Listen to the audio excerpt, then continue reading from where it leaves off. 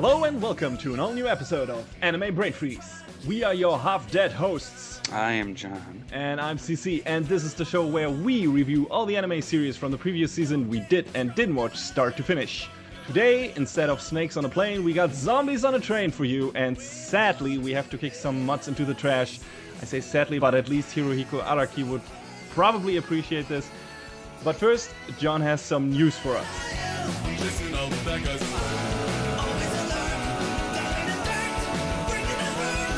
Well, I say news, but since I'm not the quickest podcast editor out there, we should probably call this segment the olds instead. So, John, what are the olds of the day you picked for us? We could call it news as of this recording. Why not? Yeah, sure. I'm looking through some of the anime-related news over the past week. We've got some things like the Bleach manga had just ended. Oh, right, there's that. And apparently it had a humdinger of an ending, as far as I heard. I'm not familiar with that term. What does that mean? It was just... Bleh? Okay. Was it depressing, or was it just kind of a non-ending where it's like, okay... It was like, hey, Kubo, wrap it up.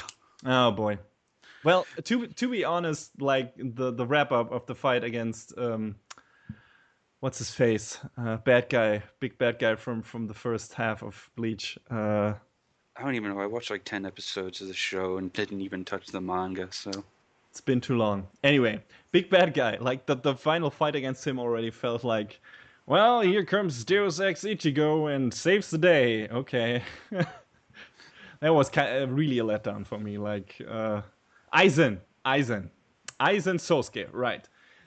Like, he was built up so long over the course of the series, like being this larger-than-life villain. As far as I knew from seeing things, but not really actively reading, it was more like, I have a contingency for everything. It's like, it's like, shut up. Well, stop. And at the end, he didn't. Because Ichigo just went to the I don't know, room of time and space for, I don't know, a few weeks, and advanced to Super Saiyan, and then just completely annihilated his ass without much of a problem. So, yeah, that was, I don't know, kind of a letdown, just saying. Yeah, I mean, I'm just kind of sad that we never got to see the fabled full Kubo. Oh, yeah, that was something people were hoping for, like he would, like, go totally batshit, but apparently not. Yeah, but, hot on the heels of the end of the manga is an announcement of a live-action film. Oh, that's what... Oh, and I could have sworn that we would get an announcement of a new anime season for Bleach. Live-action film? Why? What? I mean, maybe another season of the show will follow, but the most immediate news is, hey, we're making a movie film with people in it. We're not animation. It's like... I know. Well, okay, I say no. The Kenshin movies were alright, so shonen stuff can be done in live action, like good shonen stuff, so maybe if it goes into the same direction, though I would expect, this be more special effect heavy, and Japanese live action movies and special effects are, well, I don't know, a difficult chapter. So, yeah, it can be a little bit rough, let's say. Yeah, indeed. Anyway, we'll see how that turns out. Yeah, what else we got? Next week, August 26th, is apparently the opening of the Diversity Tokyo Gundam VR Experience. Okay. Where you get to basically kind of like ride in the hand of a mobile suit, and you have a VR headset on, like you're actually being carried around in combat by one. And this is like the first time I've legitimately wanted to say yes to VR, because I think it would be fun to experience. It probably is. Is there like any mentioning of how much that, empties your wallet if you want to partake in that, or is that like free thing? Apparently it's like an 8-minute ride, if you want to call it that, and it's 1,000 yen, which is about $10. Oh, that's all right, I guess. Yeah. I guess I don't know when they're running it until, or if it's like a permanent fixture, but yeah, they had a teaser video that went up, I think, late last night, and they had Amuro Ray's voice actor Toru Furuya in the cockpit, as it were, experience it himself. Nice. That sounds cool. Yeah, it's pretty cool. So, maybe someday, like when we get a sponsorship and go to Japan. Oh yeah, like that's gonna happen. You just smoked Please, something today, John, or please, someone sponsor us so then we can also go see Sympho Gear live the next time they do it. those are some lofty goals, my friend. Shut up. All right, they can still be hope. I don't know. So, we got next on the list. We've got a new Godzilla coming next year, All right. and it's being penned by the one, the only Gen Urobuchi. Yeah, I don't know. Godzilla is in high demand. Yeah, we're getting the Hideaki Anno Godzilla now, and then for some reason a 3D CG Gojira. Yes, by Gen Urobuchi, the guy who apparently likes to do different shit, like with every new project he does. At least now he does. Like first he did some anime and manga stuff, and then fucking Kamen Rider, then now puppets, and next Godzilla apparently. So Hey, he's got ambitions and he's acting on them, so he's good on him. yeah, he's never boring. I can say for that. And like I already mentioned before, I am a big fan of his writing. I've enjoyed all of his shows. I'm not watching, Thunderbolt Fantasy because I can't deal with the puppets. I can't get immersed in that. But still, if the CG isn't too bad, and if it's not like this, some weird cell shaded low frame CG, so but instead, full frame, full motion video, whatever. A fully rendered CG, like I don't know, Advent Children, or it's probably not going to be on the level of Kingsglaive, which Well, I mean, it's being headed up by Polygon Pictures, and some of the big stuff to their name is Agent, Knights of Sidonia, so take from that what you will. yeah, those are problematic ones. I don't want Godzilla to look like that because those are exactly the shows I mentioned before and don't want to see. But I think no, that was Casio. I would think about who did the Appleseed CG movies and the anime CG bit in Halo Legends, because I think that was Casio, and that looked good. So I would like Godzilla to look like that. And I don't remember who did the Harlock 3D CG movie that also looked pretty damn awesome. So please make it look more like that and not Knights of Sidonia, because that, in my opinion, are shitty looking shows. And yeah. Well, I like to believe that everyone has room for improvement. So maybe they could make it good. Yeah, also movie is always, bigger budget than TV shows, and that might help too. But we'll see. Yeah, but I'm looking forward to it. Almost solely because, Jan Urobuchi is writing it. Otherwise, I probably wouldn't have given this news even a second look. But yeah, since he's involved, I'm like, okay, I'm definitely gonna keep that in my mind and be on the lookout for that, and at least for the trailer, and let's see how it looks and everything. But yeah, interesting. I guess it's worth mentioning. Sword Art Online is returning with another novel next year. Oh boy. Apparently Kawahara put at the end of the 18th novel, Kirito will return. Oh boy, aren't we overjoyed? And something I didn't realize is that the last big story arc was like 9 volumes long, like literally half of its run. Okay. Was that the last one we got in the anime? No, the last one we got was, I think it was 1 or 2 arcs behind. Okay. The only thing that mattered about the second season was Mother's Rosary. Everything else you just throw in the trash. Okay. I didn't even see the second part of the second season, I think. I only saw the Gale Gun, or whatever it was called. The first part. Gun Gale? Gun Gale part, yes. The first half of the second season. So, yeah, well, you know. That started dumb, but it actually turned out kind of alright, I guess, or better than I expected it to be.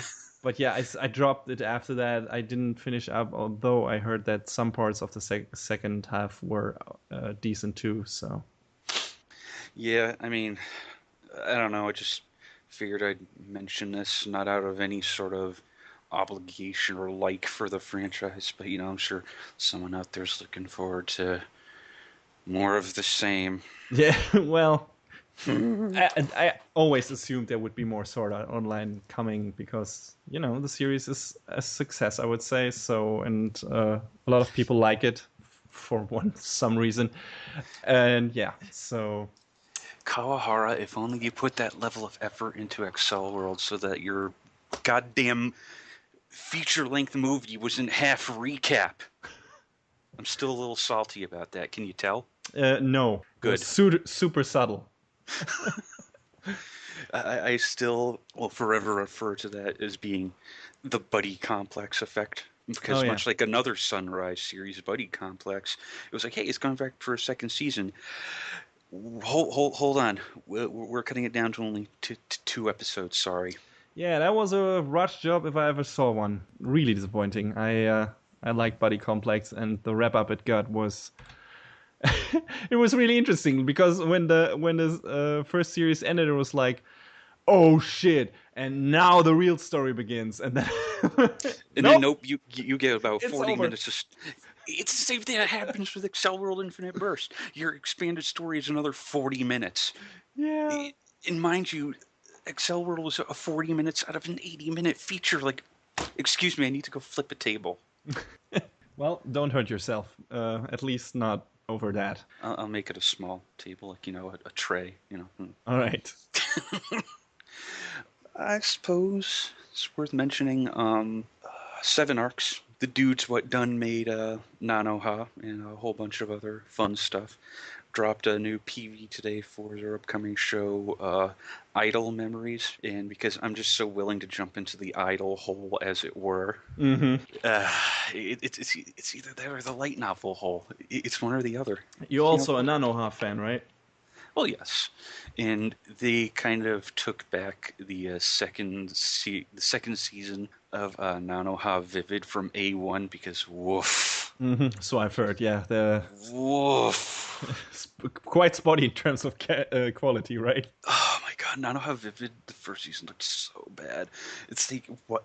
Why did you hand it off to of all studios? A1. Hey man, a one can deliver really really great animation if If the show's name is Sword Art or Working. Yeah, exactly. And only one of those two is worth watching. Hey, spoilers, it's Working. I couldn't have guessed.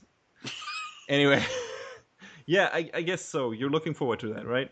Yeah, I'm looking forward to seeing what it's all about because, I like seeing what 7 Arcs do with their productions. All right, it's completely out of my field of interest, but I assume we'll hear about it on a future sneak peek and or review. So More than likely, I mean, it starts in October, I think. oh, Yeah. so it's going to be on the next one then. Yes. All right. Looking forward to you telling us more about that. I hope it turns out to be good. Yes, so do I, at least for your sake. But like I said, there are always idols, always. Okay. But that's all I got. So I think we can move on with our lives. All right, let's move on and dig into the trash, I guess. Yeah.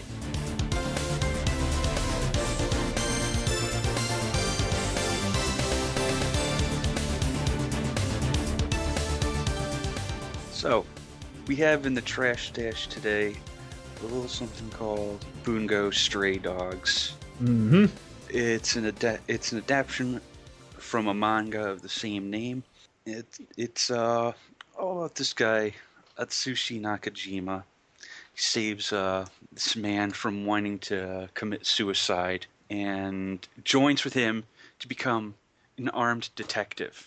Armed in what way? Well, they're very vague about that because a lot of them don't actually use weapons, but special abilities that are modeled after different authors and whatnot, because each character is actually supposed to be after like a different Japanese author. Like we've got Osamu Dazai, probably bigger names that might be more recognizable, like Ranpo Edogawa, Ryunosuke Akutagawa, just a whole bunch of names like that there. If you're up on your Japanese literature, it might Ring a be few bells. it might be more familiar in that case. I'll be honest. I had to do a little bit of side research while watching this show, and the way the characters are represented, as well as their ideologies, and the way how some of their powers are named after like some of their works and whatnot, was neat. Yeah, it sounds like a neat concept, just at least in theory. And that's the problem. It's neat in theory, and then it kind of wanted to be Fujoshi bait. Didn't want it to be. It was like, and even for a Fujoshi show, some of those characters play to some weird ass tastes and tropes. Like, and that might all be a result of, oh, we have to construct this character to resemble some of the work, like you said, of the author or his characteristics or whatever. But just what that comes down to is, well, for example, you got your rather typical, let's say, fussy hunk with glasses who gets mad at everyone else all the time, and your Nissan sister fucker hunk. So those are yeah. those are more your typical, I don't know, I'd say Fujoshi Bishi tropes or something. And but then you also got your weirdly suicidal hunk, the guy John mentioned in the beginning that has to be saved from drowning in a river, and that happens quite often because he's very obsessed with killing himself for some reason, which also relates to John. Please explain. Well, that character in particular, Osamu Dazai, the real life Dazai had a lot of personal problems, and he tried to commit suicide several times over the course of his life, and he finally succeeded in 1948 when he and his lover drowned themselves in the Tamagawa Canal near his house. So there's your parallel. Yeah, exactly. So the first time we meet that character, he's actually the show is actually framing the death of the actual author, or the way he died, as a, I don't know, in a satirical, in a parody way. I don't know. When you told me about that, I might not have the insight because I don't know the authors and their like history and everything, and and what all of that entails. So all of this might just be a clever way for people more familiar with the material and the people to make a bit fun of that in not an offensive way, but in kind of a, I don't know, winky wink, lighthearted way, make it a bit funny. But to me, like just watching from the outside, just that bit of information felt really offensive. Yeah, and that's the problem is someone on the outside is, without this, outside research, is, number one, you're not going to understand. And number two, when you do understand, you're probably going to be like, oh, really? Yeah, why would you use that as a punchline of a joke? And a joke that gets repeated constantly. Yeah, all the time. It really wears thin incredibly quickly. It never stops. Every episode, there's like, he's, I don't know, talking to a cute waitress and like, how would you like to form a suicide contract with me? And we could kill each other. And I was like, what the fuck? It's like Dazai, dude.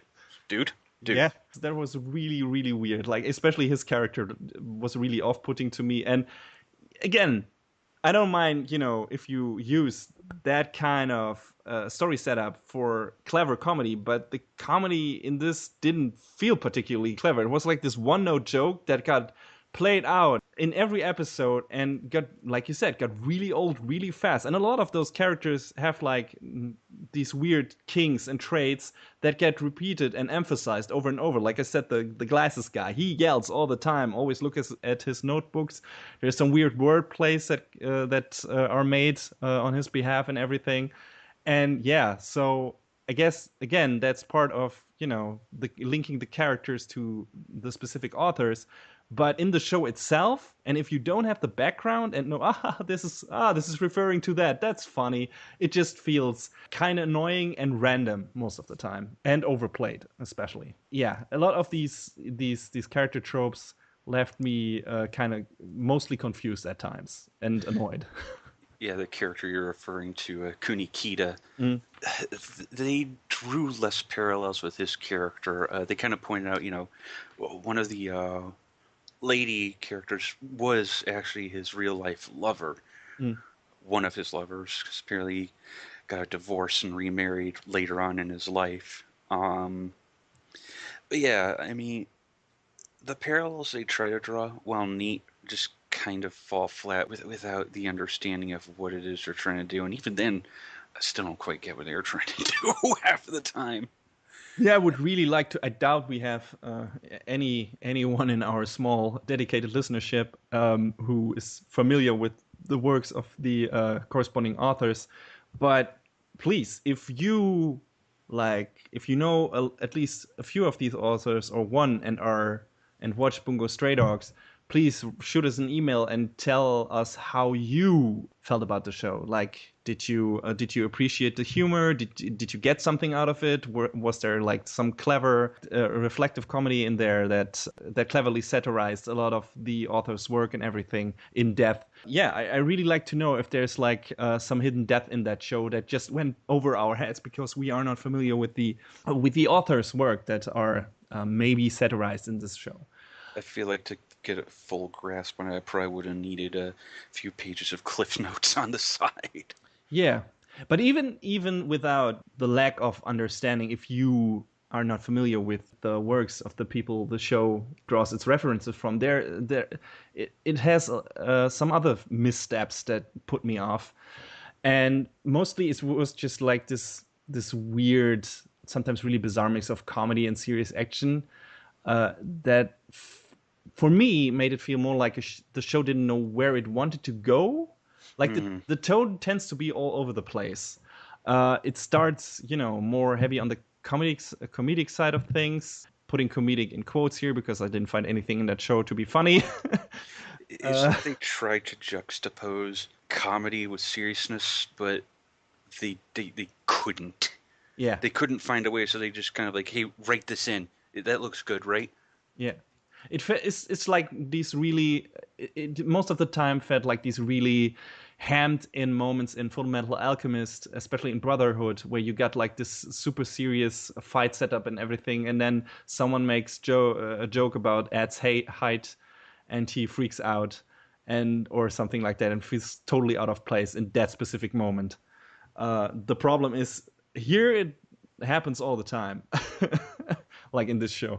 Or at least felt like that. And then around episode 3, I believe, it got serious by setting up this feud between the detective agency and this mafia organization. Oh yeah, when Octagawa showed up, there were some like awesome moments in there, and then it was just immediately gone and over, and it was like, oh. Yeah, exactly. So one of the big players from the mafia, just to elaborate on that a bit, comes after our, I guess, main protagonist, the were-tiger Bishi, and apparently kills the sibling fuck couple on the way. And after were-tiger gets away by the help of the Zai, it seems the next step will be this all-out war between the detective agency and the mafia when the latter invades the agency's headquarters, or at least plans to, with like this bunch of crazy-looking, super-powered people set up as this super evil, powerful, evil assholes. And then the bad guys totally get their butts kicked off screen and literally thrown out of the building through a window. And at this moment, I was like, wait, huh? What is happening? Yeah, I was like, you guys want to maybe... Hold on, what? Especially in that moment, it just felt like the show was making shit up on the fly. Which can't be the case since it's based on a manga. So I guess the manga was making up shit on the fly. But still, like, the action is not bad looking in this show. Like, the moments that were strong, like you mentioned, when the one of the main bad guys goes after a Werejager guy. The stuff that happens in the alleyway where they fight, that looked really cool. And in the first episode too, when it's revealed that the protagonist has like this hidden power and everything, that was staged really well. I mean, the show is animated by Bones. You would expect that. Yeah. It's overall a good looking show. The director is Takuya Igarashi, who has done Soul Eater and Star Driver, so he knows the stuff. And as well as Captain Earth. Yeah, the production values are definitely all right in that show, and the direction is okay. But yeah, mostly it's the story and the comedy, like the hey, isn't this guy's weird personality totally funny and adorable style of comedy just didn't do anything for me. And it was way too loud and obnoxious most of the time.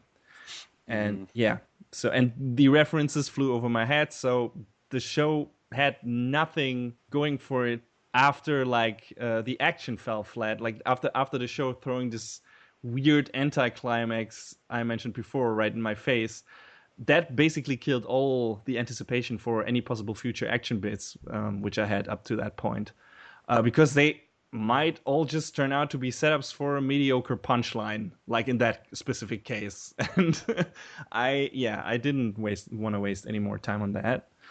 So yeah, I don't know.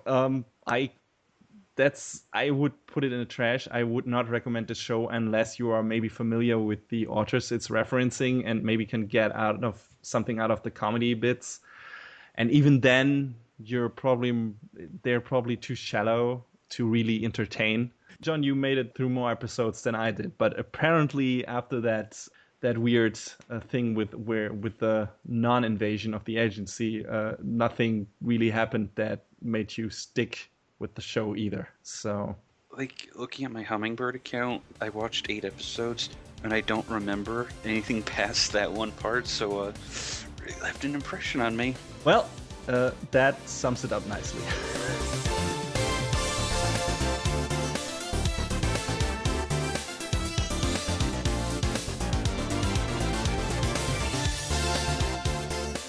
So, our big review for this episode is Kabaneri of the Iron Fortress, or Kotetsujo no Kabaneri? Exactly. Thank you.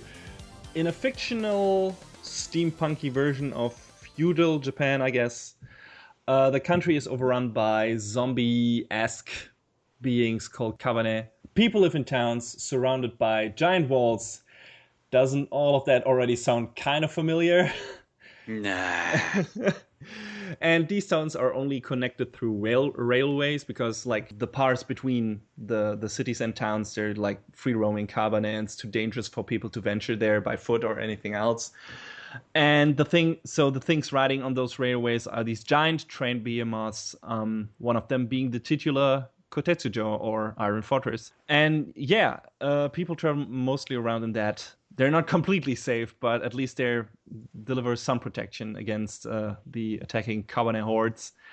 And the fear of said Kabane in this world is so big that if you are under suspicion of being one of the undead, and basically don't immediately blow yourself up with a handy bomb bag to your heart, you will get executed pretty promptly, because people are so afraid of the Kabane, and there is no real cure or anything, at least not known to people. So yeah, it's that at least in that regard, the situation is pretty dire. In other regards, not so much, but we'll get to that later.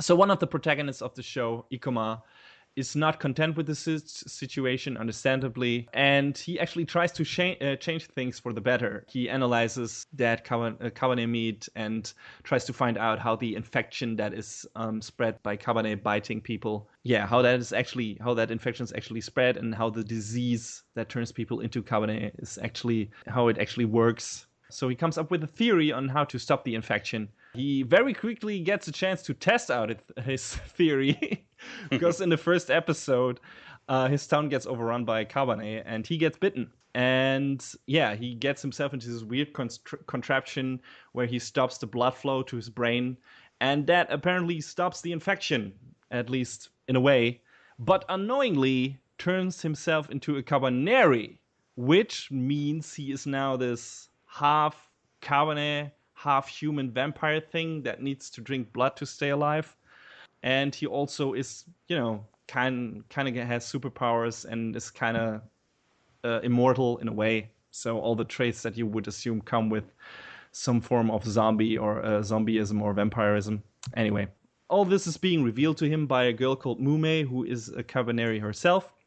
And they end up on the Kotetsujo after Ikuma's town gets overrun by Kabaneri. And among other things, they have to fight to get accepted by the people who are still human on the train, because almost everyone thinks they're monsters, stuff like that. And they also have to find a safe haven for the survivors of the town that Ikuma stems from. So yeah, that's the basic story setup. The show is produced by Studio Wit, which we've already mentioned a lot of times on that show. They have done Attack on Titan and Seraph of the End. Shows I think we both liked. We've reviewed Seraph of the End at the first 2 seasons and liked it. And I think most people who have seen the show like Attack on Titan. So there's that. And Kabaneri especially has some beautiful animation. And the reason for that is the character design looks like they took old school 80s artwork, character designs, and applied modern shading techniques to it. Yeah. That's what really caught my eye with the original promo videos. Yeah, and which is actually kind of exactly what they did. I will link a Crunchyroll article below this episode that talks about how and why this show actually had its own makeup artist. And regardless how the actual process works, I won't get into detail here. You can look that up in the article, and has been detailed in several articles actually. The technique they use to apply details to close-ups of characters' faces is stunning. Some of those close-ups could be lifted right from the colored cover page of certain mangas, older mangas. Like just in terms of coloring, in terms of details, in terms of shading, just the faces look fucking gorgeous. And the lighting and environments in the show just match that style, and it just feels very homogeneous, and it looks really, really good. Like this really, really nice, bright and colorful shading. It's really impressive looking. Like this show is a visual feast at times, and I was really impressed with its look overall. The animation quality itself is not always consistently amazing, but when it needs to, it looks stellar. I guess that's what a studio with it usually does. Most of the time it looks great.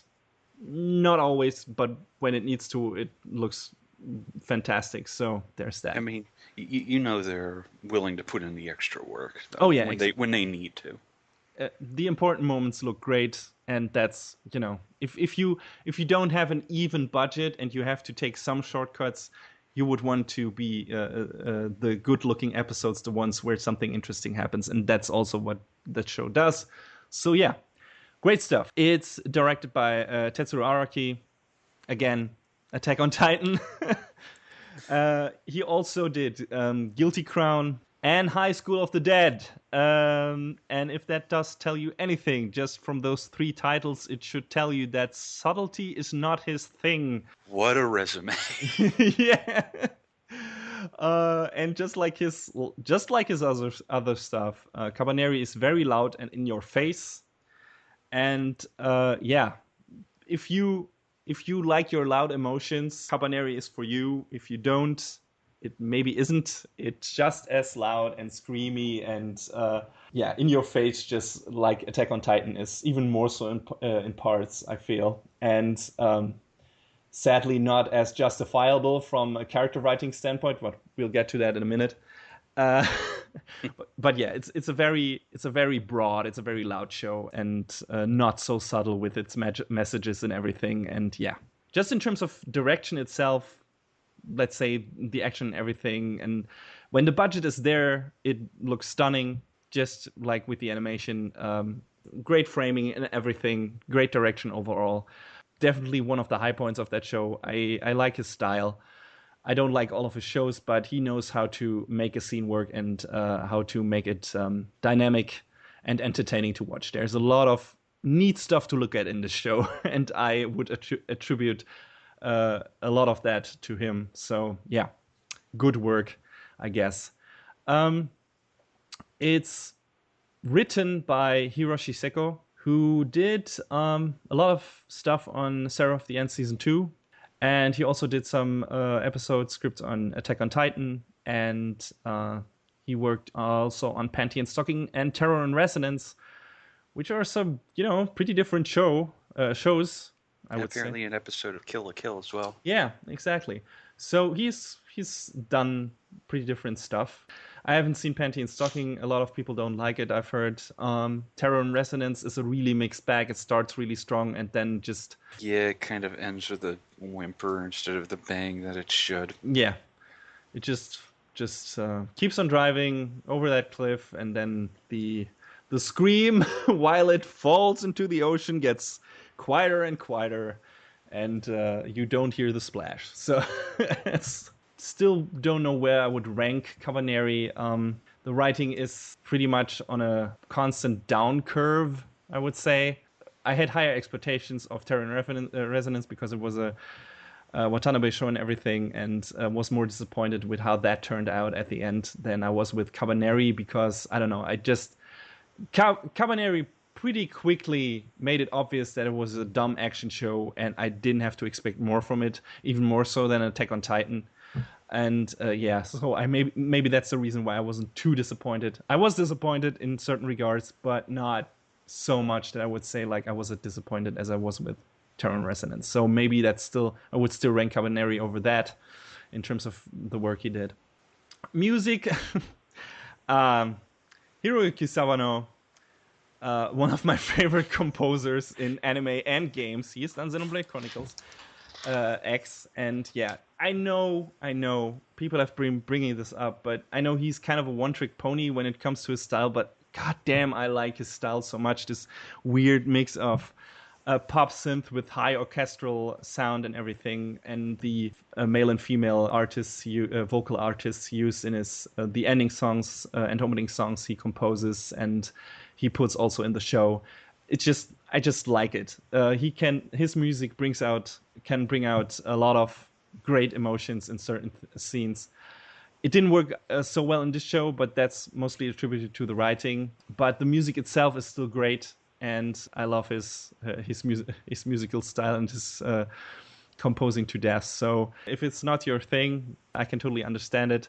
But I just love this music. I just love his stuff. I don't know about you. Oh no, I love Solano as well. So when I saw, that was one of the other reasons why I got on board with the show. I was like, hell yeah, I hear more of his music. Definitely. So let's talk about the problems of the show. So like we've already mentioned, a lot of Kabaneri setup felt very Attack on Titan-esque. Like it tried to be an Attack on Titan. I wouldn't say Attack on Titan killer, but like it tried to venture in the same, or play in the same ballpark. Yeah, I mean, I felt like from the onset it was obvious that Araki was like, I can make one too.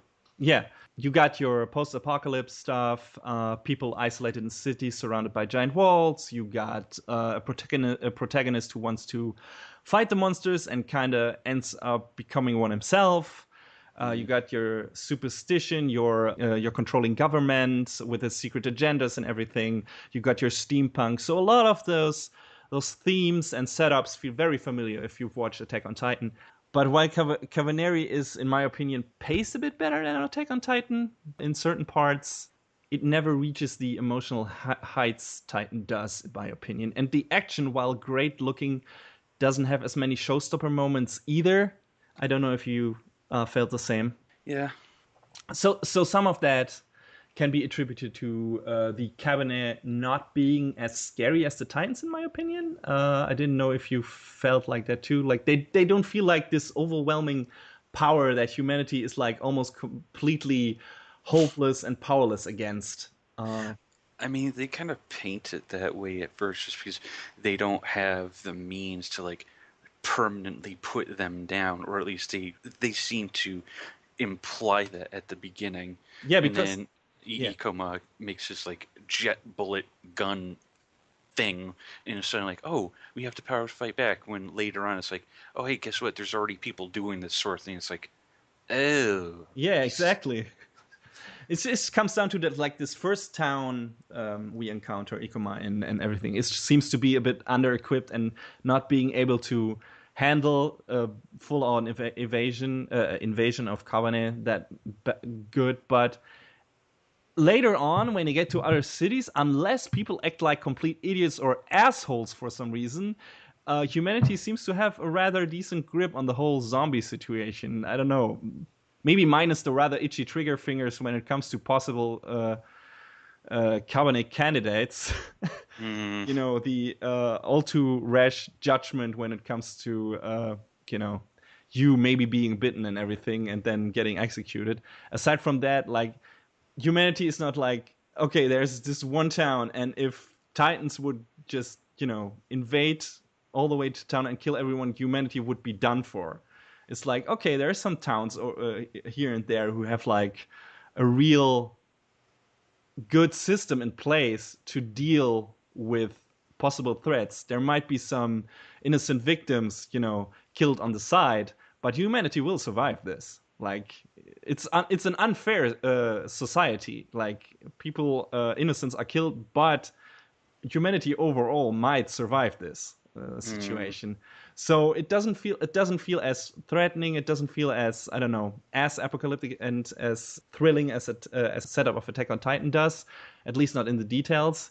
At least that's what I got of it. And the Cabernet themselves just, you know, don't look like this overly threatening force.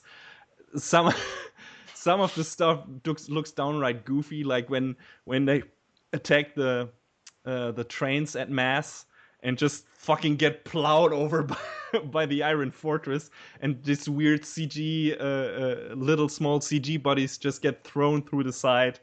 It just looks like someone is driving through, I don't know, through stick figures or something, and it's just they lack some of the threatening appeal that the Titans have, in my opinion. That's it.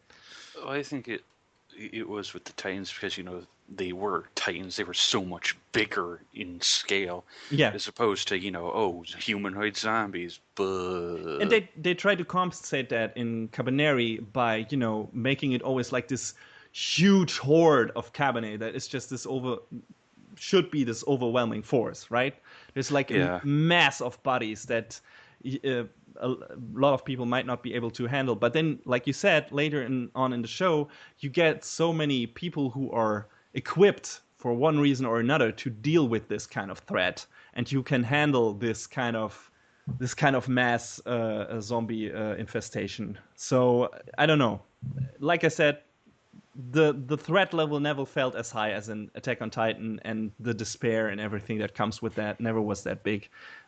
They try to, you know, make it come from another place, but that doesn't work as much either. So, I feel like I would say it felt inconsistent in oh that yeah, regard more than anything else. yeah, they diffuse some of the danger that should result from, you know, the Covenant always being outside the cities pretty quickly and unceremoniously.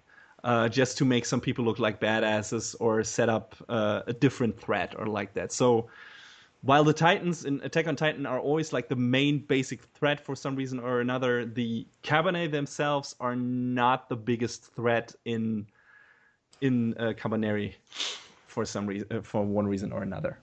Yeah, the other big stumbling block for the show is its story. While the setup is yeah, while the setup itself is pretty neat, and some of the characters like Ikoma and his buddy Takumi are pretty cool and likable. There's also a lot of dumb shit in this show. Can I just say before you go on that Yeah, I please. loved the predator moment between Ikoma and Takumi, where he's just like, ah! And they like do that like bro handshake. Yeah, It was, I don't know if that's what they were going for, but if it wasn't all, it had to be. It had to be. yeah.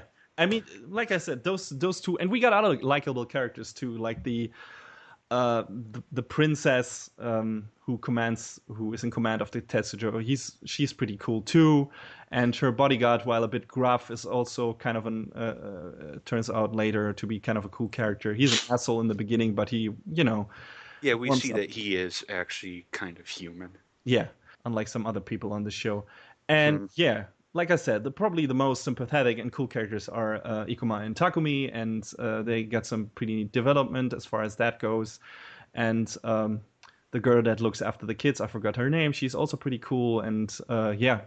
So they're good characters in this show, but they're also really bad ones, especially the main villain. And yeah, wow, he is.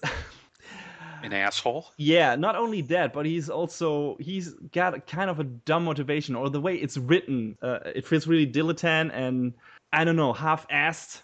He's also one of the most obvious bad guys ever in terms of character designs, even if the show doesn't immediately play him as one, and that was really weird to me. It's like he just he appears, you see him the first time, and you're like, oh, villain, he's a bad Yep. guy.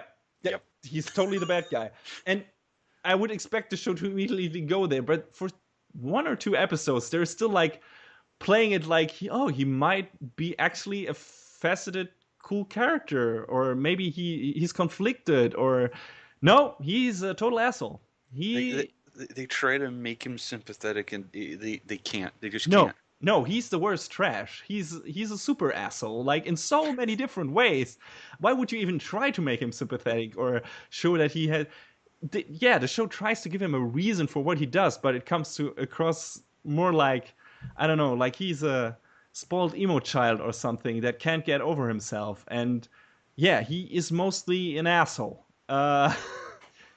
And yeah, also his relation with Mume is one of the downsides of the show, because I don't know if that is putting it the right way. I'm kind of struggling with the language here, since I'm not a native speaker. Sorry, guys, but the his badly written character also by proxy kind of rubs off badly on the way Mume is written, because in the beginning she seems to be a cool, interesting character with a lot of potential.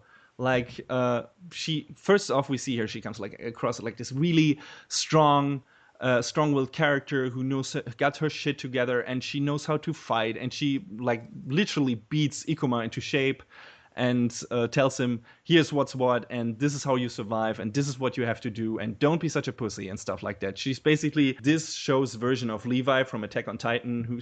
She's okay, maybe a bit more affectionate, because Levi is a real asshole to Eren, and while she's kind of rough with Ikuma and everything, she's still kind of sympathetic in a way and more warm towards him. So she's a bit nicer than Levi was to Eren. But yeah, still she is kind of the Levi of the show in the beginning, and at least that's how she's played.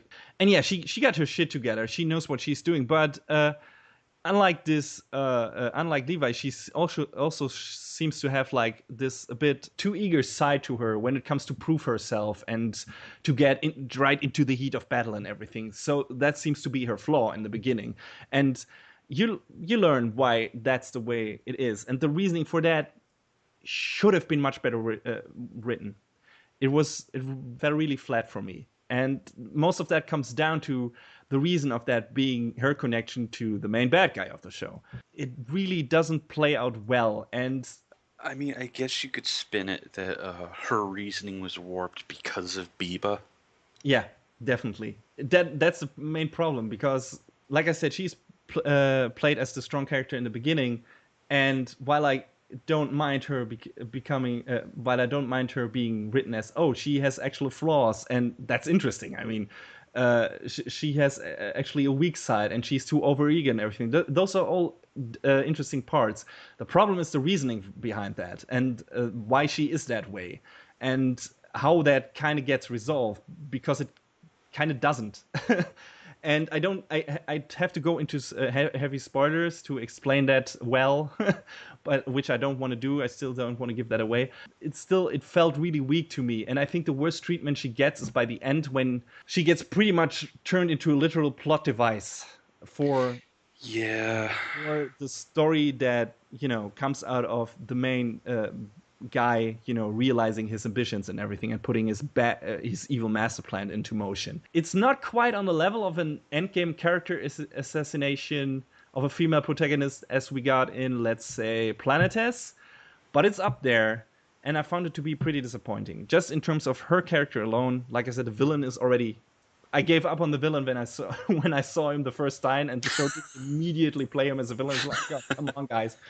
But Mume, I still had some hopes for, and then she turns into a really stupid and badly motivated and badly written character who makes some really bad decisions that weren't necessary, that should have been not in the show. And yeah, I really found that to be disappointing. Just because I liked her character in the beginning, and it pissed me off how she turned out. And we get some, there's some comeuppance for her, but it isn't really earned or justified. It's kind of like, okay, we have to wrap this up now, and we have to give her like a kind of a moment of redemption, but it doesn't really work because at this point her character is already kind of destroyed, and it feels lackluster. That's the problem. Yeah, I think one of the big killers for me, I mean, among all of those things, was trying to steer away from spoilers and be as vague as I can. There's a certain thing that Ikoma does toward the end of the show in order to be able to get things done, as it were. And there's no consequence for it. Yeah. It's like, oh, I'm going to do this thing. Oh, that thing's going to do this. Oh, well, I don't care, just as long as I can get it done. And then it's like, oh, everything just turned out all right. Everything was all right in the end. It's like, what? No. Yeah. Like they they didn't really stick to the roots they set up just for the sake of, I don't know, a happier ending, I guess. And yeah, I mean, I felt like it would have had more meaning if it had, a bit more of that, like, bittersweet, I guess, ending. Yeah, exactly. It felt too. It feels like they were backing away from what they set up at the very last moment. It felt like, okay, we can't let this be too much of a downer, so let's do this instead. And yeah, it just in terms of how the show is played up to that point, that feels kind of like they were chickening out. Again, disappointing. Was that the thing? Because you told me that you didn't like the ending at all, like the final episode. And was that the main thing? Yeah. Okay. I mean, all of the other things certainly added to it, but when they pulled that, I was like, are you serious? No, come on. You can't be afraid to do these things. Yeah, I totally agree with that. But despite all of that, I was still content with most of how the show wrapped up. Probably because I don't know, parts of it were the action in the final episode was top notch, like probably the best action parts in the whole show. And just given the writing at this point in the series, the story could have wrapped up a lot worse, in my opinion. Just I still expected something much worse to happen, like one last shitty ploy by the villain or some weird twist that didn't make any sense whatsoever. I mean, we got that in part with, like you said, how they tried to flip it around to make it a happy ending. But I still expected something shittier and something more dumb and outrageous. And that was still was on a level where it was like, yeah, okay, that's stupid, but it's still in line with what the show has been doing up to that point. So I'm already used to this kind of dumb. That wasn't a new level of dumb.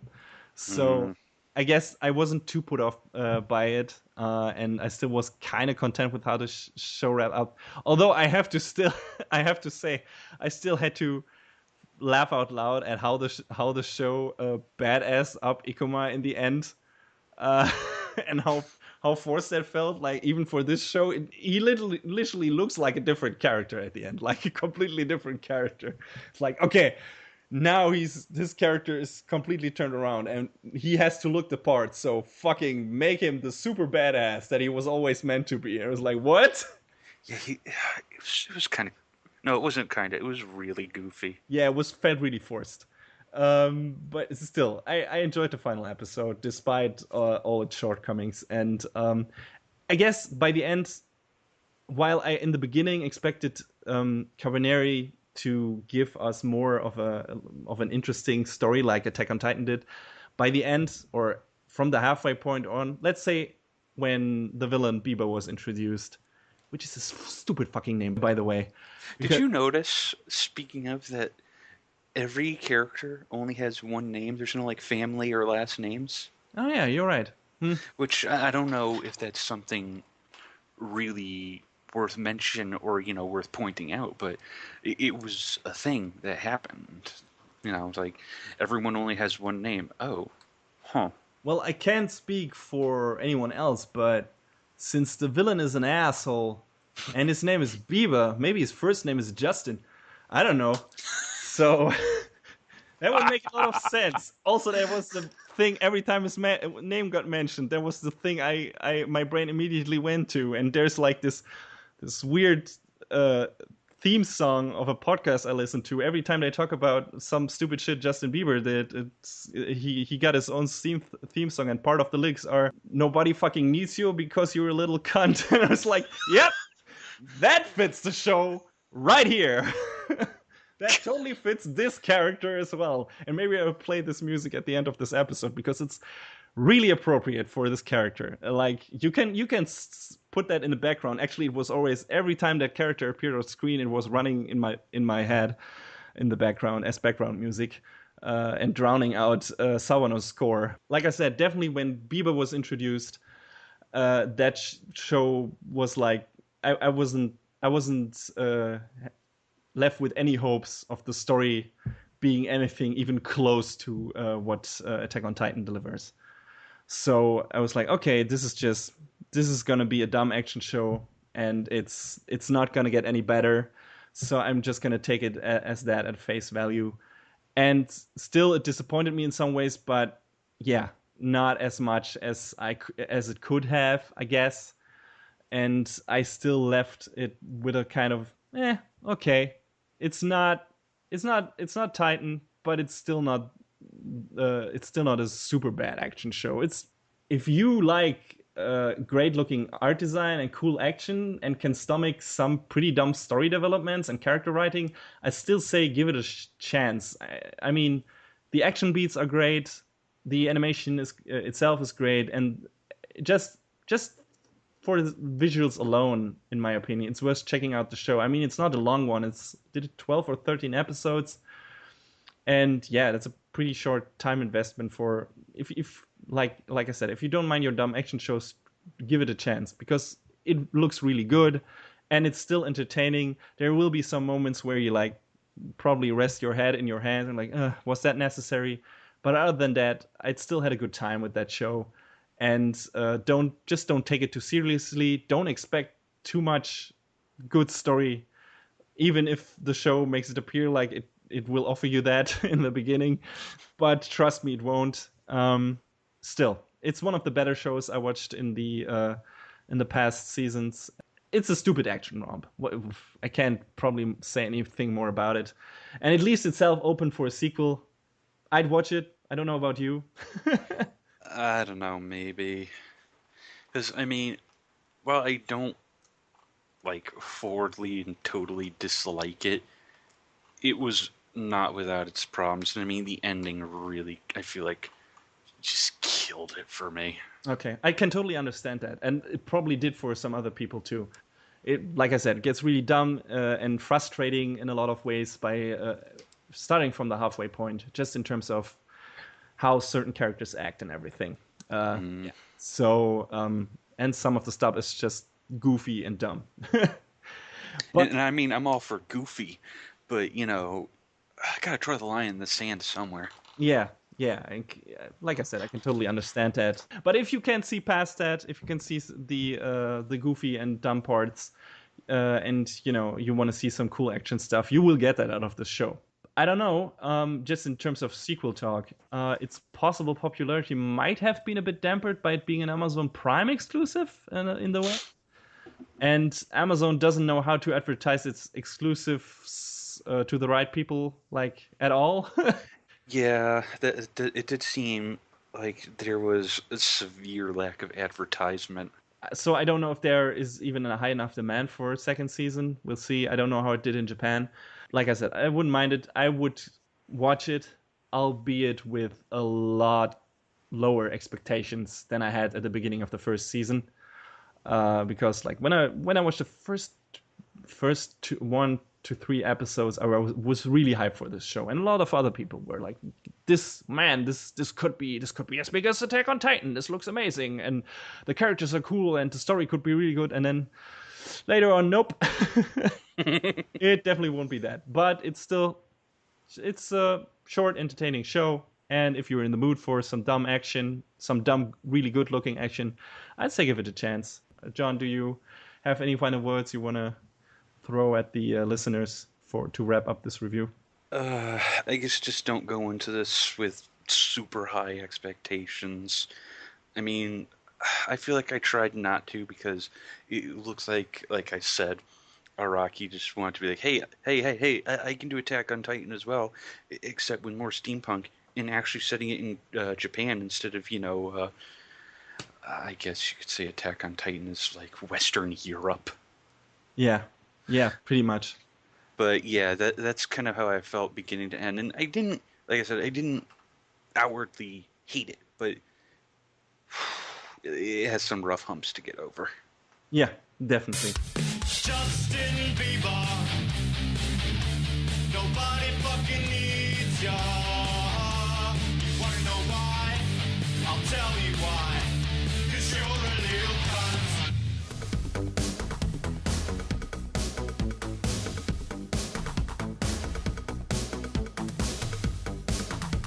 And that is a wrap on the 13th episode of Anime Brain Freeze. All the music in our show is from the Double Dragon Neon soundtrack by the amazing Jake Kaufman.